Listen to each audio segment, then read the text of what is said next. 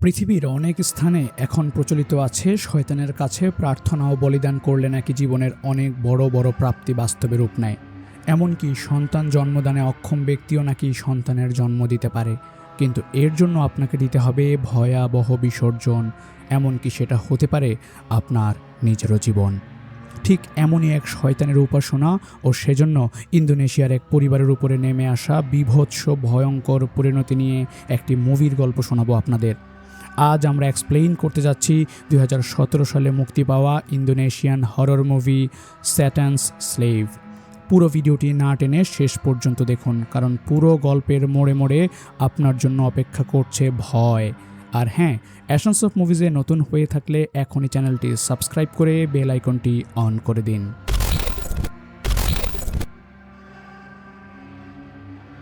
তখন সময় 1981 সাল। মুভির শুরুতেই দেখা যায় রিনি নামের একটি মেয়ে একটি স্টুডিওতে বসে আছে।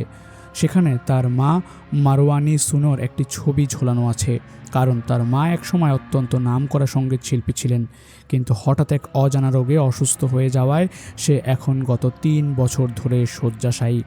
চিকিৎসার আর্থিক সাহায্যের জন্য রিনি স্টুডিওতে গিয়েছিল, তবে স্টুডিওর মালিক জানায় এখন তাদের পক্ষে খুব একটা বেশি সাহায্য করা সম্ভব নয়। অল্প কিছু অর্থ নিয়েই রিনি বাসায় চলে আসে। হুইল চেয়ারে যাকে দেখতে পাচ্ছেন সে হচ্ছে রিনির দাদি। ভাই বোনদের মধ্যে রিনির পরেই তার ভাই টনি, এরপর বন্দি এবং ছোট ভাই ইয়ান।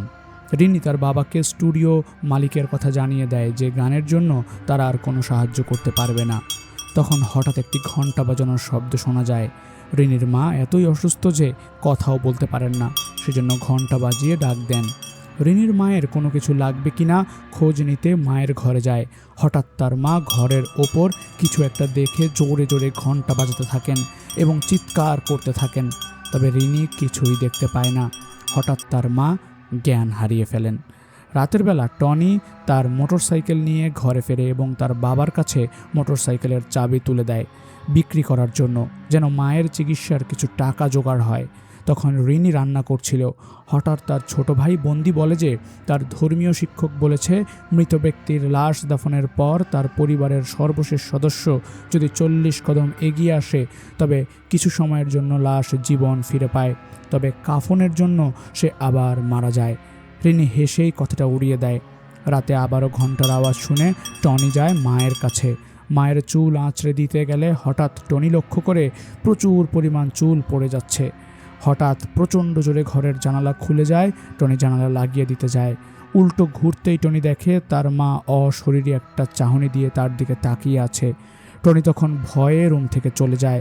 রাতে হঠাৎ রিনি লক্ষ্য করে তার বাবা তার মায়ের সাথে ফিসফিস করে কি যেন কথা বলছেন, কিন্তু রিনিকে দেখা মাত্রই কথা বন্ধ করে রুম থেকে বের হয়ে যান। মধ্যরাতে রিনি হঠাৎ ঘণ্টার শব্দ শুনতে পায়। ঘুম থেকে উঠে সে মায়ের ঘরে যায়। ঢুকতেই অবাক হয়ে দেখে তার মা জানালার সামনে দাঁড়িয়ে আছেন। রিনি জানালার কাছে এগোতে থাকে। হঠাৎ বিছানায় শুয়ে থাকা তার মা জোরে জোরে ঘণ্টা বাজাতে থাকেন, তবে দাঁড়িয়ে থাকা মানুষটিকে। অশরীরী আত্মাটা রিনির দিকে ঘুরতে থাকলে রিনি হঠাৎ করে ঘুম ভেঙে যায়। যাক, সামান্য দুঃস্বপ্ন ছিল তাহলে এটা। যখনই ঘুমাতে যাবে তখন রিনি এবার সত্যি সত্যি শুনতে পায় সেই ঘণ্টার শব্দ। তখন সে তার মায়ের রুমের দিকে এগোতে থাকে। সত্যি সে তার মাকে জানালার দিকে তাকিয়ে থাকতে দেখে এবং বিছানাতে কেউ আছে কি না সেটা চেক করে। তখন তার মা হঠাৎ উল্টো ঘুরে মেয়ের কোলের উপর ঢলে পড়েন এবং মৃত্যুবরণ করেন। মায়ের শোকে সবাই কাঁদতে থাকে। রিনিদের বাসার পাশেই কবরস্থান, সেখানেই তার মাকে দাফন করা হয়। এই কাজে তাদের সহযোগিতা করে কিছুদিন আগেই আসা প্রতিবেশী এক ওস্তাদ ও তার ছেলে হেন্দ্রা। এখানেই হেন্দ্রা ও রিনির পরিচয় হয়। স্ত্রীর মৃত্যুর পর তিনি বাড়ি, তার বড় ছেলে এবং মেয়েকে ডেকে বলেন যে তিনি টাকা উপার্জনের জন্য শহরে যাবেন, না হলে তাদের এই বাসা ব্যাংকের দখলে চলে যাবে যদি তারা ঋণের টাকা শোধ করতে না পারে। বাড়ি তাদেরকে ছোট 2 ছেলে ও দাদিকে দেখে রাখতে বলেন। আর তখন তাদের জীবনে শুরু হয় অশরীরী আত্মার প্রভাব। এদিকে বন্দি ও ইয়ান কবরস্থানে গভীর রাতে কাউকে যেন দেখতে পায়।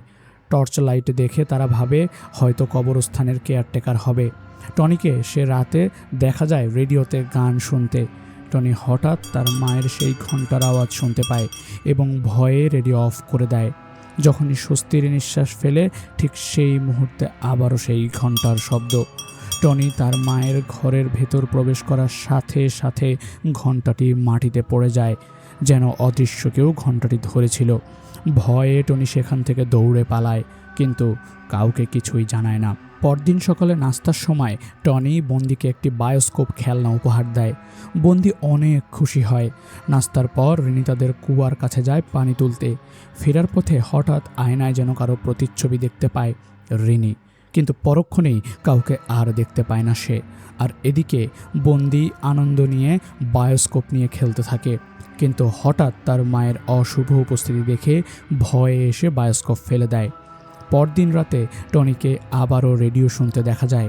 টনি খবর শুনছিল, কিন্তু অদ্ভুতভাবে রেডিও চ্যানেল পরিবর্তন হয়ে তার মায়ের গান বাজানো শুরু হচ্ছিল। টনি ভয় পেয়ে যায়। হঠাৎ রেডিওতে তার মায়ের সেই টনি ডাক শুনতে পায় সে। বিছানার পাশে এক ভৌতিক আত্মার উপস্থিতি টের পেয়ে টনি বিছানা থেকে লাফ দেয়। হঠাৎ দেখে তার হাতে মায়ের চুল ভরা সেই চিরুনি। বিছানার ওপাশে সেই আত্মা উঠে দাঁড়াতে থাকে। সাথে সাথে টনি লাইট জ্বালিয়ে দেখে কিছুই নেই। এদিকে ইয়ান রাতে উঠে বন্দিকে বলে যে সে টয়লেটে যাবে। তখন তারা টয়লেট করতে সেই কুয়ার পাশে যায়। বন্দি টয়লেট শেষ করে এসে দেখে ইয়ান দাঁড়িয়ে আছে। সে ভয় পাচ্ছে রুমে যেতে, কারণ মায়ের ছবির সামনে সে কিছু একটা অনুভব করছে। বন্দি একটা চাদর ছবির সামনে ছুঁড়ে মারে এবং সেই চাদর যেন অদৃশ্য কোনো এক মানুষের উপর পড়ে এবং তার রূপ ধারণ করে। হঠাৎ তাদের দিকে এগোতে থাকে এবং অনেক জোরে বন্দি ও ইয়ান ভয়ে চিৎকার করে ওঠে। চিৎকার শুনে রিনি চলে আসে এবং বলে তারা হয়তো কল্পনাতে কিছু দেখেছে। পরদিন সকালে টনি সেই ঘণ্টা ও চিরুনি মায়ের কবরে পুঁতে রাখে গত কয়েকদিনের ঘটনার জন্য। রিনি ও ওস্তাদের ছেলে হেন্দ্রার মাঝে ধীরে ধীরে একটা ভালো সম্পর্ক তৈরি হয়।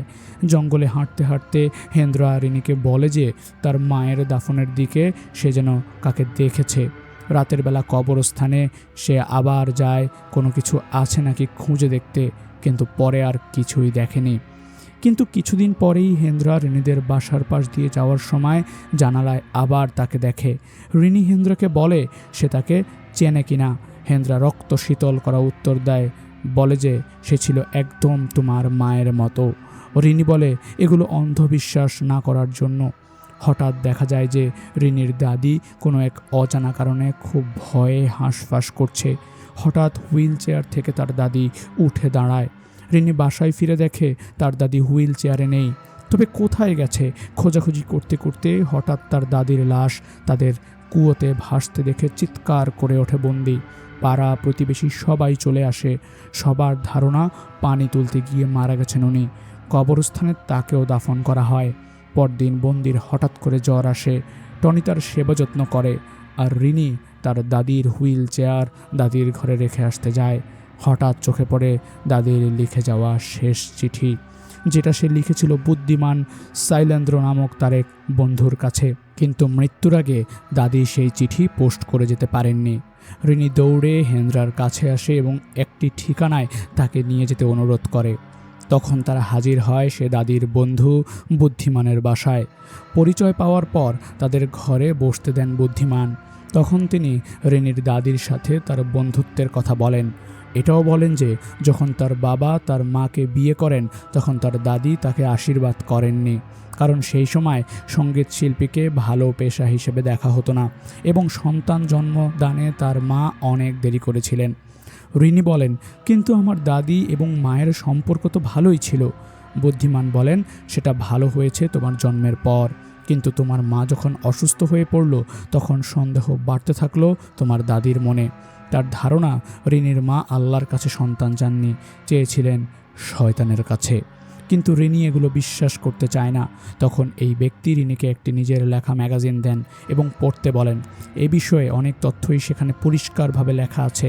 ফিরে আসার সময় হেন্দ্রা ওই ব্যক্তিকে একটি কার্ড দেন এবং বলেন যে কোনো বিষয়ে জানাতে চাইলে তিনি যেন যোগাযোগ করেন।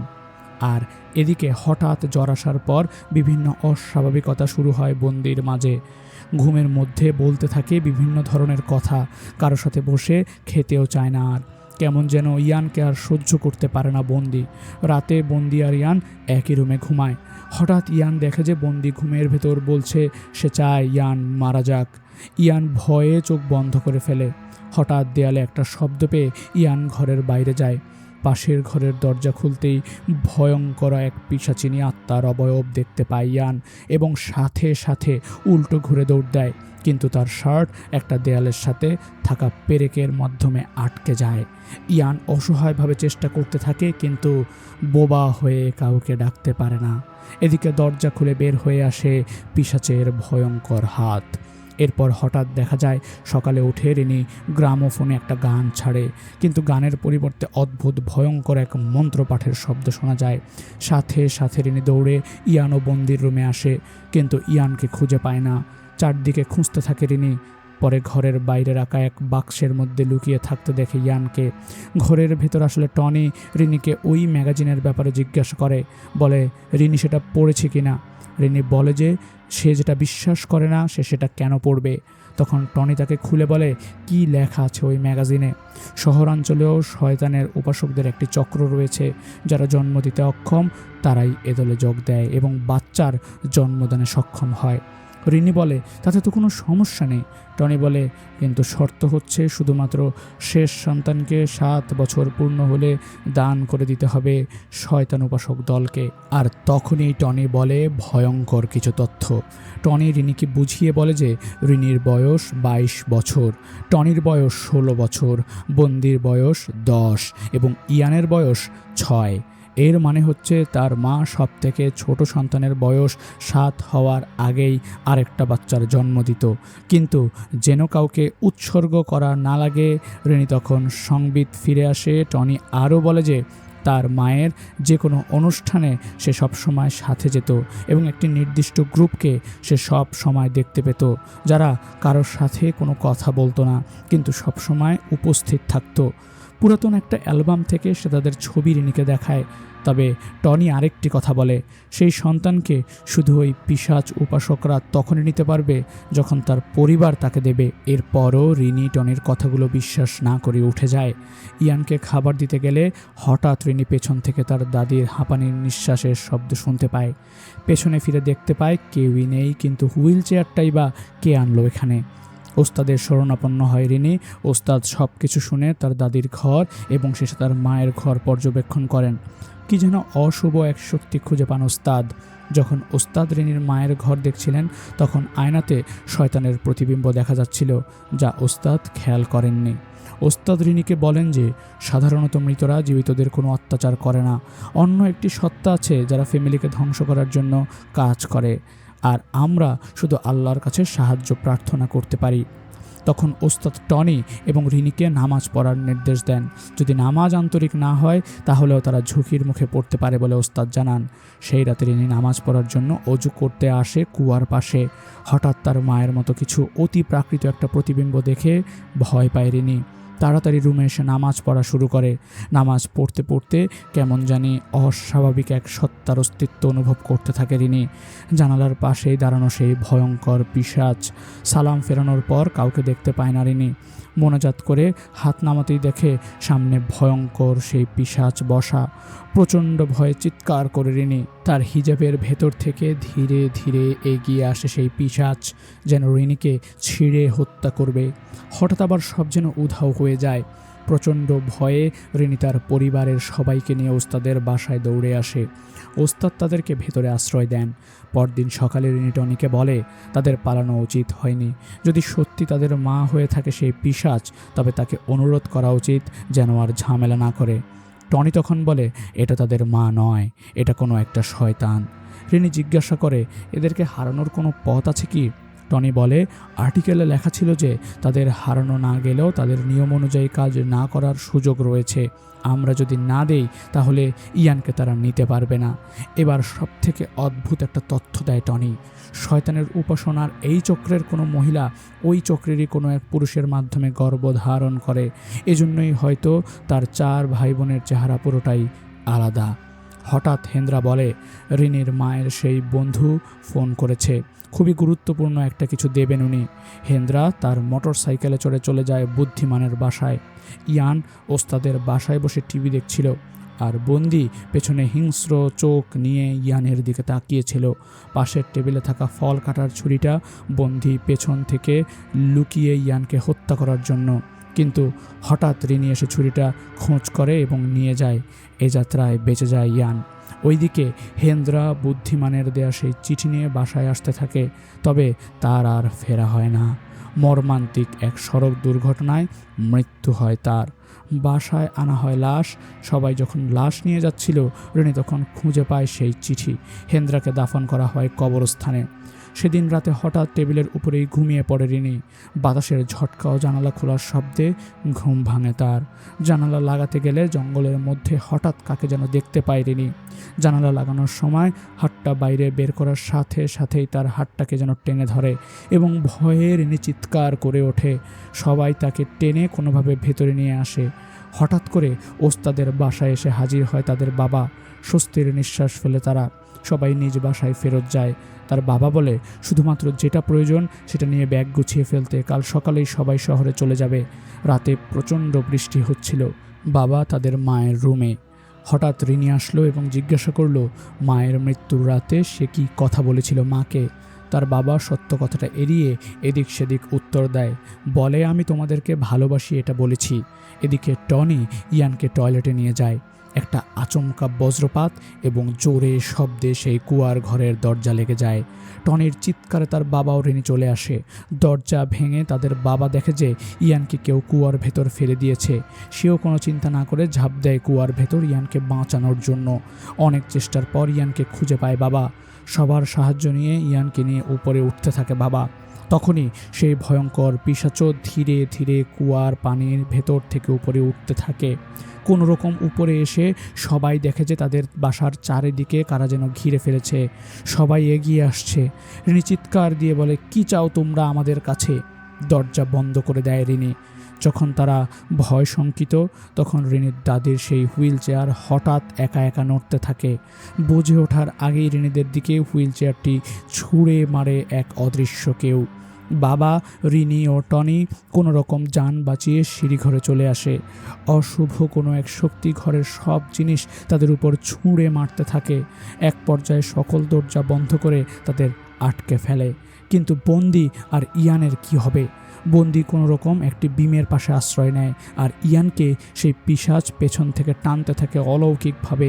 ইয়ান কোনো রকম একটি দরজার কাঠ আঁকড়ে ধরে থাকে এবং ইশারাতে বন্দিকে বলে সে তাকে ভালোবাসে। বাবা তার স্ত্রী মারওয়ানির কাছে সাহায্য ভিক্ষা চায় ওপরের দিকে তাকিয়ে। হঠাৎ বলতে থাকে, সব ভুল আমার, আমাকে মাফ করো। এদিকে ইয়ান বারবার বন্দির কাছে সাহায্য চায় ইশারার মাধ্যমে। হঠাৎ বন্দি তার সকল আক্রোশ ভুলে দৌড়ে গিয়ে ইয়ানকে উদ্ধার করে। তখন ওই পিশাচ হঠাৎ করে উধাও হয়ে যায়। একই সাথে সিঁড়িঘরের সব দরজা খুলে যায়। বাবা তার সব বাচ্চাদের জড়িয়ে ধরে। হঠাৎ বাবা কঠিন আক্রোশে একটি ছুরি হাতে নিয়ে বের হয়ে আসে। বাইরে দাঁড়িয়ে থাকা সেই শয়তানের উপাসকদের দিকে চিৎকার করে বলতে থাকে, তোমরা আমার কোনো সন্তানকে নিতে পারবে না, আমরা তা কখনোই হতে দেব না। যদি তাও সাহস থাকে তবে সামনে এসো। হঠাৎ দেখা যায় তারা সবাই হাত বাইরে দিয়ে বীজের মতো কি যেন ফেলে দেয়। তারপর তারা সবাই চলে যায় ওই স্থান থেকে। পরদিন সকালে সবাই গুছিয়ে নিতে থাকে শহরে চলে যাওয়ার জন্য। পরিকল্পনা করে শহরে গিয়ে মধ্যরাতে তারা ইয়ানের জন্মদিন উদযাপন করে। তাদের প্রস্থান উপলক্ষে ওস্তাদ তাদের বাসার গল্প করার জন্য আসেন এবং রিনি বাইরে একটু হাঁটতে বের হয়। হঠাৎ রিনি গতকাল রাতে সেই শয়তানের উপাসকদের ফেলে যাওয়া লাল রঙের কিছু বীজ খুঁজে পায়। দেখতে দেখতে দিন পেরিয়ে সন্ধ্যা হয়ে যায়, কিন্তু শহরে যাওয়ার জন্য গাড়িটি আর আসে না। সিদ্ধান্ত নেওয়া হয় কাল সকালে রওনা হবে। ওস্তাদ আরও কিছুক্ষণ সেখানে থাকতে চান। বাবা সবাইকে রুমে ঘুমিয়ে পড়তে বলেন। ঠিক এই সময় কারেন্ট চলে যায়। পুরো বাড়ি অন্ধকার। রিনি কিছু হারিকেন জ্বালায়, সবাই ঘুমিয়ে পড়ে। হঠাৎ মাঝরাতে রিনির ঘুম ভেঙে যায়। মনে পড়ে হেন্দ্রার কাছ থেকে পাওয়া সেই চিঠির কথা। উঠে চিঠিটি পড়ার জন্য যায় রিনি। চিঠিটা ছিল শয়তানের গ্র্যান্ড প্ল্যানের উপরে একটি লেখা। সাথে সাথে রিনি টনির ঘরে যায়, সব খুলে বলে। এটাই বলে যে চিঠির লেখা অনুযায়ী শেষ সন্তান আসলে নিচে একটা ইবলিস। টনির বিশ্বাস হয় না। হঠাৎই তারা আবার সেই ঘন্টার শব্দ শুনতে পায়। দরজা খুলতেই তারা দেখতে পায় যে সিঁড়ি বেয়ে তাদের মায়ের রূপ ধারণকারী পিশাচ উপরে উঠছে। তারা ভয়ে দরজা বন্ধ করে দেয়। এদিকে হঠাৎ ফিসফিস আওয়াজ শুনে ঘুম ভাঙে বন্দির। সে দেখে ইয়ান জানালা দিয়ে কাদের সাথে যেন কথা বলছে। ইয়ান বন্দিকে অবাক করে দিয়ে কথা বলতে শুরু করে এবং বলে যে সে তার বন্ধুদের সাথে কথা বলছে। বলতে বলতে সে ঘর থেকে বের হয়ে যায়। এদিকে বন্দি ভয়ে খাটের নিচে লুকায় এবং ঠিক পাশেই সেই ভয়ঙ্কর পিশাচের পা দেখতে পায়। হঠাৎ কোনো এক শব্দে ওস্তাদের ঘুম ভেঙে যায়। পাশের ঘরে ঢুকতেই তার ছেলে হেন্দ্রার জীবন্ত লাশ দেখতে পায় সে, যেন তার দিকে এগিয়ে আসছে। জানালাও অনেকগুলো পিশাচরূপী লাশ দেখে সে। হঠাৎ ইয়ান একটি ছুরি হাতে তুলে নিয়ে ওস্তাদকে হত্যা করে। এদিকে বাবার ঘুম ভাঙে কোনো একটা শব্দে। হঠাৎ দেখে তার পাশেই শুয়ে আছে তার স্ত্রীর পিশাচ রূপ ধারণকারী একটি জ্যান্ত লাশ। সে দৌড়ে রিনি ও টনিকে নিয়ে নিচে আসে এবং ওস্তাদের মৃতদেহ দেখে। হঠাৎ বন্দির চিৎকার শুনে তারা ছুটে যায় বন্দির কাছে। ঘন্টার শব্দ শুনে রিনি বন্ধ করে দিতে যায় দরজা। বন্ধ করতে গিয়ে দেখে ইয়ান হাসতে হাসতে সিঁড়ি দিয়ে নামছে, আর ঠিক তার পেছনে সেই পিশাচ।